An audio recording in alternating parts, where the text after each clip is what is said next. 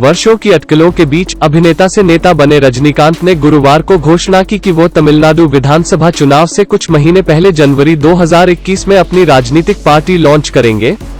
रजनी, जिनकी राजनीतिक प्रविष्टि 1996 के बाद से अटकलें हैं और कम से कम 2 दशकों से देरी हो रही है, ने कहा कि वो 31 दिसंबर 2020 को अपनी पार्टी के विवरण की घोषणा करेंगे। राज्य के चुनाव गर्मियों के लिए निर्धारित हैं। ट्विटर पर जारी एक संक्षिप्त बयान में रजनीकांत ने कहा कि एक आध्यात्मिक राजनीति के साथ एक गैर भ्रष्ट, ईमानदार, पारदर्शी और धर्मनिरपेक्ष पार्टी निश्चित रूप से अगले चुनाव जीतेगी। आध्यात्मिक राजनीति की परिभाषा, जिसे उन्होंने पहले स्पष्ट किया था, ईमानदार और भ्रष्टाचार मुक्त। हालांकि अभिनेता ने यह स्पष्ट नहीं किया कि वो 2021 राज्य चुनाव लड़ेंगे या नहीं।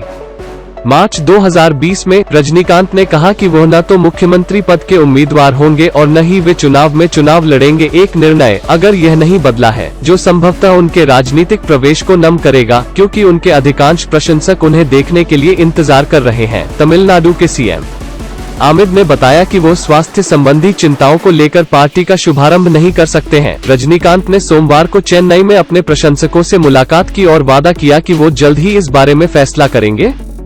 उनके शिविर के सूत्रों ने चल रही चर्चाओं के लिए निजी तौर पर कहा, रजनीकांत का स्वास्थ्य, जो एक चिंता का विषय है, को इंडियन प्रीमियर लीग 2020 में इस्तेमाल किए जाने वाले बायो बबल जैसे नवीन प्रोटोकॉल के साथ संभाला जाएगा।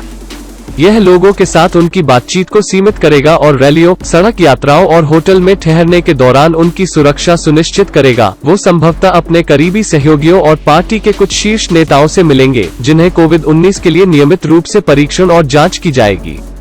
अपने ट्विटर घोषणा के तुरंत बाद एक संवाददाता सम्मेलन को संबोधित करते हुए रजनीकांत ने कहा कि उन्होंने तमिलनाडु में बदलाव लाने के लिए राजनीति में प्रवेश करने का फैसला किया। मैं सिर्फ एक साधन हूं, केवल लोग ही बदलाव ला सकते हैं। अगर मैं जीत गया तो यह जीत है, अगर मैं हार गया तो यह उनकी हार होगी। हमें सब कुछ बदलने की जरूरत है, अगर अभी नहीं तो कभी नहीं, उन्होंने कहा।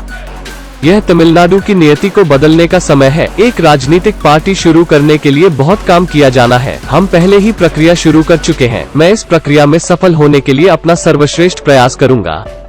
अपने स्वास्थ्य के बारे में रजनीकांत ने कहा, आप जानते हैं कि मैंने एक गुर्दा प्रत्यारोपण किया था। डॉक्टरों ने मुझे राजनीति में प्रवेश करने की सलाह दी, परंतु TN के लोगों के लिए, जिनकी प्रार्थनाओं से मुझे ठीक होने में मदद मिली जब मेरा सिंगापुर में इलाज चल रहा था, मैं अपने जीवन का बलिदान करने के लिए तैयार हूँ।